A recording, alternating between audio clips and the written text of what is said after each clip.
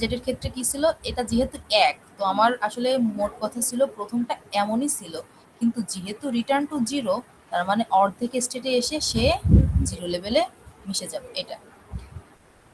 তো এর তো কখনো কখনো দেখছি স্টুডেন্টরা অনেক কনফিউজড হয়ে যায়। তো ভালো নিয়মটা হচ্ছে আগে ইউনিপোলার এনার্জেটটা এঁকে একটু মুছে করে, মানে পেন্সিল ইরেজার দিয়ে একটু মুছে দেন আপনি লেভেলটা নামাইতে পারেন। এখন কেউ যদি ডিরেক্টলি আঁকতে পারে ওকে ফাইন, তাতে তো কোনো সমস্যা নাই, কিন্তু যদি কনফিউজড তৈরি হয় সেক্ষেত্রে সেটা করতে পারেন আপনারা।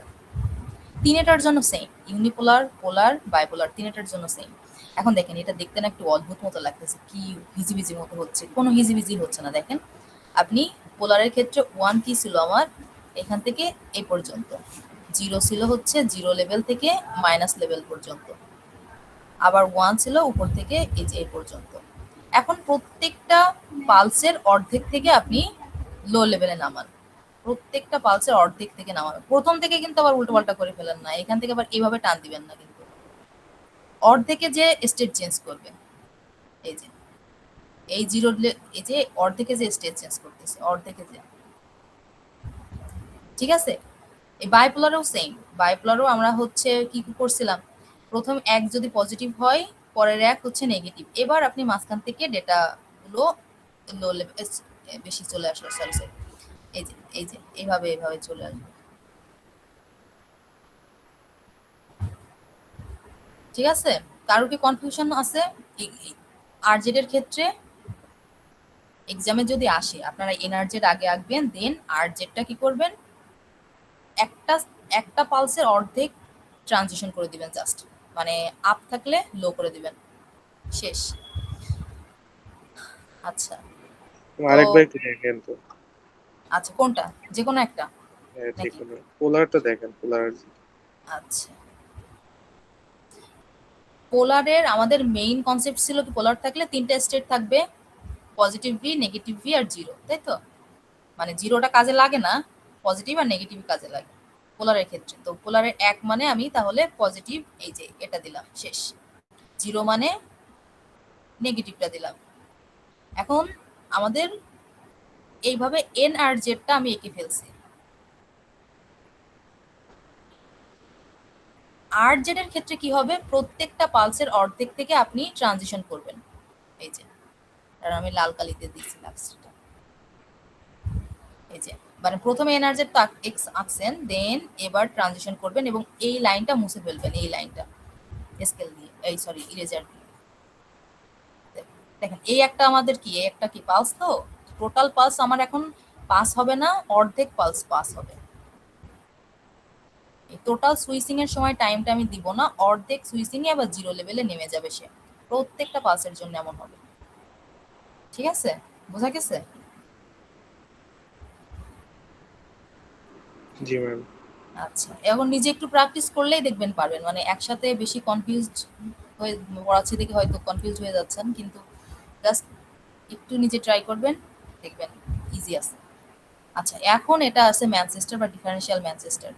আসলে মানে আমারই কনফিউজ লাগতো স্টুডেন্ট লাইফে, তো কি বলতো, বাট এটা একটু মনে রাখবেন যে জিরো দ্বারা কি রিপ্রেজেন্ট করে আর এক দিয়ে, তাহলে আসলে অত বেশি কনফিউজিং না। বাট এটাই তো উল্টো পাল্টে চাই। দেখেন জিরো মানে প্রথমে ম্যানচেস্টার আসি, তারপরে ডিফারেন্সিয়াল ম্যানচেস্টার আসি। ম্যানচেস্টারের ক্ষেত্রে মানে এই লাইন কোডিং এর মাধ্যমে আমরা জিরোকে এই চিহ্ন দ্বারা রিপ্রেজেন্ট করি, এটা কি, আচ্ছা, এইটা জিনিসটা এমন যে একটা পালসের অর্ধেক আপ অর্ধেক ডাউন, ঠিক আছে। জিরো হইলে কি হাই থেকে লো স্টেট হবে, এই যে চিহ্নটা, বা আপনি চাইলে যেখানে জিরো আসবে এই চিহ্ন দ্বারা রিপ্লেস করে দিবেন, শেষ। এই যে এটা দেখতে কি বলে, জেড এর মতো, বা দুই বা জেড, জিরো আসলে জেড দ্বারা রিপ্রেজেন্ট করবেন আর এক আসলে উল্টা জেড দ্বারা, তাহলে কি হবে দেখেন, আমাদের কি আসছে জিরো, তো আমরা এই চিহ্ন দ্বারা রিপ্লেস করে দিলাম, অর্ধেক আপ এবং বাকি অর্ধেক ডাউন। এরপরেরটা কি ওয়ান, তাহলে এবার এটা দ্বারা রিপ্লেস করতেছি যে উল্টা জেড, আবার জিরো, জিরো আসলে কি হবে, প্রথমে হাই স্টেট দেন লো স্টেট। আচ্ছা, এই যে মাঝেরটা কিন্তু লেভেল বা রেফারেন্স শূন্য, উপরেরটা প্লাস ভি, নিচেরটা মাইনাস ভি। আচ্ছা, এইভাবে জাস্ট এই আঁকার প্রসেসে আমরা এটাকে নাম বলতেছি ম্যানচেস্টার। আর নিচেরটা যেটা সেটা হচ্ছে ডিফারেন্সিয়াল ম্যানচেস্টার। আচ্ছা, এটার কনসেপ্টটা কিন্তু আরেকটা। নরমালি আপনি যদি বলেন মানে ইম্পর্টেন্সের কথা আমি বলি, ডিফারেন্সিয়াল ম্যানচেস্টারটা বেশি important with respect to Manchester. এটার স্টেট হচ্ছে একটা পালসের শুরু আর শেষ। আপনার মানে ডিফারেন্সিয়াল ম্যানচেস্টার কনফিউজড না হওয়ার প্রথম প্রসেস হচ্ছে এই কথাটা মাথায় রাখা যে আপনি 0 বিট শুরু করেন আর 1 বিট শুরু করেন, আপনার একটা পালসের শুরু কোথায় শেষ কোথায়, ঠিক আছে? ট্রানজিশনের শুরু আর শেষ এটা আমরা মাথায় রাখবো। আর মাথায় রাখবো কি, 1 থাকলে লেভেল আলাদা হবে আর 0 থাকলে লেভেল সেম হবে। আমি দুইটা কথা বললাম, কি কি বলছি বলেন তো? ম্যাম ডিফারেন্সিয়াল পালস ম্যাথ কোথা সিস্টেম। থেকে শুরু হবে, কোথা থেকে শেষ হবে? হ্যাঁ হ্যাঁ হ্যাঁ, আমাদের আর প্রত্যেকটা জিরো ওয়ান পালসের থাকলে শুরু আর শেষ মাথায় রাখবো। আর 0 থাকলে সেম ফেজ বা সেম জায়গা, সেম লেভেল। 1 থাকলে ভিন্ন লেভেল, ঠিক আছে? আচ্ছা, এখন আমরা আসি। দেখেন, প্রথমে কি আছে? 0। তাহলে ডিফারেন্সিয়াল ম্যানচেস্টারের জন্য 0 থাকলে আমি বলছিলাম কি লেভেল সেম। এখন কিভাবে লেভেল সেম? আমরা যখন প্রথম ডেটা শুরু করি সেই প্রথমটাকে আমরা চিন্তা করি সেটা পজিটিভই আছে কাইন্ড অফ। তো এই দেখেন, পজিটিভ আছে ও নিচে নামলে এবং আবার উপরে উঠে দেখেন এবার কি, এটা ছিল ইনিশিয়াল পজিশন। আমি কি কি বলছি, ইনিশিয়াল এবং ফাইনাল। একটা পালসের শুরু টু একটা পালসের শেষ। তো এর শুরু হইলে অবশ্যই শেষ তো কোনো না কোনো জায়গায়, তো শেষটাও হবে এখানে। এই যে এখন জলদি বলেন যে সেম শুরু, তাহলে ডিরেক্টলি এমন দাগ দিলেই তো হয়ে যেত, আমার আবার মাঝখান থেকে দাগ দেওয়া কেন লাগলো? আচ্ছা, ম্যানচেস্টার বা ডিফারেন্সিয়াল ম্যানচেস্টারের অবশ্যই প্রত্যেকটার এই মাঝে করে অর্ধেকে ট্রানজিশন হয়, তো আবার অর্ধেকে ট্রানজিশনও ঘটানো লাগবে আমাদের সবগুলো। সেই জন্য 0-র জন্য পজিটিভ থেকে শুরু হইলো, এখান থেকে যে অর্ধেকে ট্রানজিশন হয়ে আবার সেম লেভেলে গেল। তো এই হচ্ছে আমার শেষ, আমার প্রথম ডেটার জন্য আঁকা শেষ। পরবর্তী ডেটা কি আছে? 1। আচ্ছা, 1 এর জন্য আমি কি বলছিলাম? লেভেল চেঞ্জ হবে, তাই না? শুরু আর শেষ আলাদা জায়গায় হবে। তো দেখেন, এইটার শুরু, এই যে এটার শুরু, এই শেষ। কারণ শুরু আর শেষ যদি আপনি ভিন্ন লেভেলে আনতে চান, এই লাইনটা কিন্তু কখনোই আপনি উঁচু করতে পারবেন না, আপনি কিন্তু এই পর্যন্ত আনতে পারবেন না, এটা কিন্তু ভুল।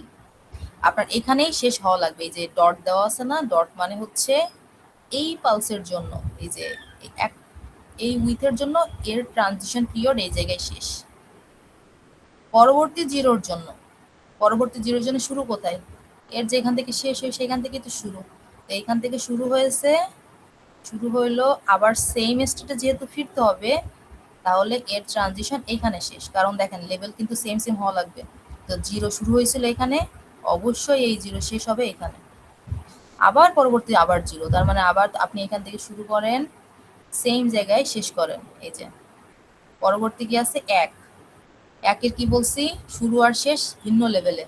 তো 1-এর শুরু যদি এখানে হয়, শেষ হবে এখানে। দেখেন তো লেভেল চেঞ্জ না? এখানে যদি পজিটিভ ভি হয়, এখানে নেগেটিভ। পরবর্তী আবার 1। তো 1-এর এই 1-এর শেষ হচ্ছে এখানে, তাহলে এই 1-এর শুরুটা অবশ্যই এখান থেকে হবে। এই হচ্ছে শুরু, এই শেষ, ঠিক আছে? ডিফারেন্সিয়াল ম্যানচেস্টারটা দুইটা লজিক চিন্তা করতে হবে তাহলে কিন্তু।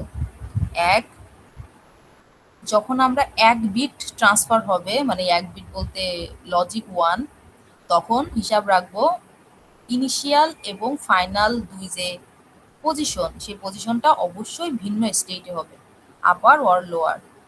কিন্তু যখন 0 হবে, ঘুরে ফিরে সে সেম স্টেট আবার ফিরে আসবে সে কিন্তু। তো দেখেন 0-র ক্ষেত্রে প্রত্যেকটা এইভাবে যাচ্ছিল, আর 1-এর জন্য কাইন্ড অফ এভাবে বা এভাবে। তো 1-এর জন্য এটা, আর 0-র জন্য অনেকটা এমন, মানে একটু বেশি লেন্দি 0-র জন্য, যে এইটা বা এইটা। এই দুইটা মানে আমি যদি সিম্বল দিয়ে বোঝাতে চাই, তাহলে 0-র জন্য এটা দ্বারা রিপ্রেজেন্ট হবে আর 1-এর জন্য এটা। বোঝা গেছে কি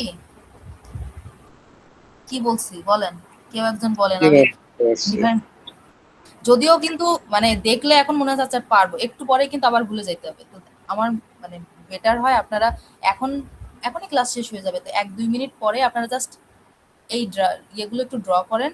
বেশি লাগবে না, হয়তো 5-7 মিনিট লাগতে পারে, তাহলে মনে থাকবে আর কি। তা নাহলে পরবর্তীতে যখন এই যে আপনাদের সামনের উইকে আমি এইচডব্লিউ চেক করব, সেই ক্ষেত্রে কিন্তু আবার পড়াশোনা করা লাগবে একটু বেশি করে, তখন দেখা যাচ্ছে নিজে নিজে পড়াশোনা করতে হচ্ছিল। আচ্ছা, এখন আমি বলি কিভাবে জাস্ট ছবিগুলো আঁকবেন আপনারা, এবং ডেটাগুলো আমি এখন ক্লাসরুমে, এখন বলতে হয়তো আধা ঘন্টা পরে আর কি, ক্লাসরুমে ডেটা স্ট্রিমটা দিয়ে দিচ্ছি। ডেটা স্ট্রিম বলতে এই যে সিকোয়েন্সটা 0 1 0, এই সিকোয়েন্সটা আমি ক্লাসরুমে আপলোড দিচ্ছি, ওই অনুসারে আপনারা ছবি আঁকবেন। ঠিক আছে? ছবি কোনটা কোনটা আঁকবেন, যেটা পড়ানো হলো সেটা, যে এনার্জেটের 3টা, আর জেদের 3টা, আর ম্যানচেস্টার আর ডিফারেন্সিয়াল ম্যানচেস্টার, সেম ডেটা স্ট্রিমের জন্য একটা পেজ ঠিক আছে হইলেই হবে। জাস্ট পেজ মানে ধরেন একটা অফসেট পেপারে এপাশ ওপিশ, এবং আপনাদের নাম সেকশন, মানে আমি যেগুলো বুঝতে পারি যে মানে কার কোনটা আর কি। এইটার উপরে 5 মার্ক, আর 5 মার্ক হচ্ছে আপনাদের ওই যে কি বলে ওটারে, ক্লাস সিটিং টেস্ট। রিপোর্ট। হ্যাঁ হ্যাঁ, জি, ক্লাস টেস্ট। তাহলে ম্যাম আমাদের অ্যাসাইনমেন্ট আর করা হ্যাঁ, লাগতেছে না। না করা লাগতো, ফাইনালের জন্য অ্যাসাইনমেন্টের আর নিচ্ছে না, যেহেতু মার্ক এখান থেকে অ্যাটেন্ড করে ফেলতেছে। ঠিক আছে ম্যাম। এটাই। আচ্ছা, আর আপনারা সবাই কি, সবাই তো মনে হয় অ্যাসাইনমেন্ট দেন নাই, 1-2 জন তো মনে হয় বাদ আছে মিডিয়াম, যারা বাদ দিয়েছে তারা দিয়ে দিন। আচ্ছা, ক্লাস এই পর্যন্তই। ম্যাম এরপরে মনে হয় আচ্ছা অ্যাটেন্ডেন্স ম্যাম আপনাদের যে এটা লিংক কি প্রোভাইড করা হয়েছে।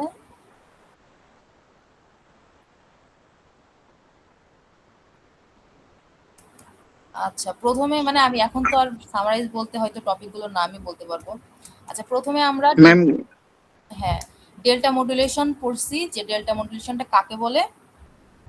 এই যে প্রথম লাইনটা লিখলেই আসলে হবে কাকে বলে, এখানে সুন্দর করে বলা আছে, যদি একটু কঠিন করে বলা আছে, বাট মানে মোটামুটি সব কনসেপ্ট আছে। এরপরে হচ্ছে ডেল্টা মডুলেশন, এক্স্যাক্টলি মডুলেশন হয় কিভাবে, আমরা আউটপুট ডেটা স্ট্রিমটা কিভাবে পাই।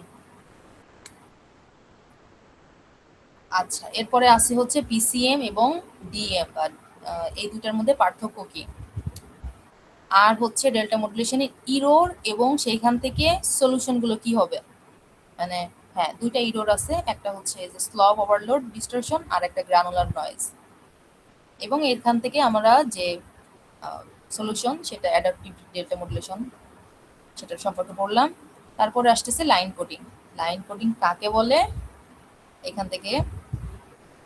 আর 3টা লাইন কোডিং এর যে ছবি আঁকাটা, যে এনআরজেড, আরজেড, আর ম্যানচেস্টার, 3টা না 4টা, ম্যানচেস্টার এবং ডিফারেন্সিয়াল ম্যানচেস্টার, এবং এনআরজেড এবং আরজেড এর আবার 3টা টাইপ আছে, একটা ইউনিপোলার, পোলার, বাইপোলার।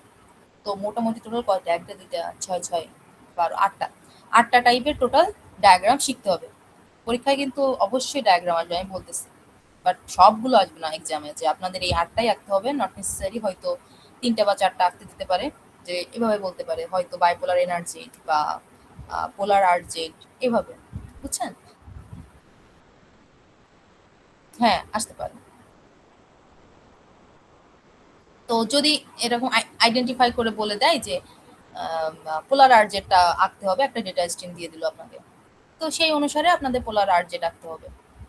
এটাই। আর যেভাবে আমি শিখিয়েছি সেভাবে, যে এখন পরীক্ষায় যদি মনে করেন আপনার পোলার আর্জেট চেয়েছে, আপনি পোলার এনার্জেটটাও আঁকছেন, কারণ দেখা যাচ্ছে কি এনার্জেট আঁকলে আর্জেটটা আঁকা মোর ইজি। তো কেউ চাইলে আঁকতে পারে, মানে আঁকলে তো আমি কেটে দিব না আর কি, কিন্তু আপনার আসল ইনফরমেশন কিন্তু যা চাইছে সেটা থাকতে হবে।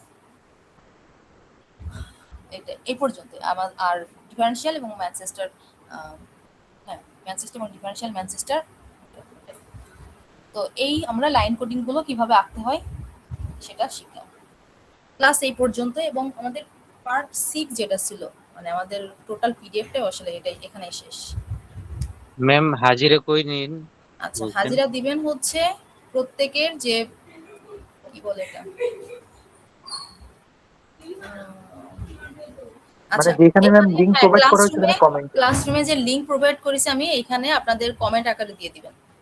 হ্যাঁ হ্যাঁ অনেকে দেখেন আগে ক্লাসগুলো কি এরকম করছেন? আমি তো এরকম করে পিন করিনি।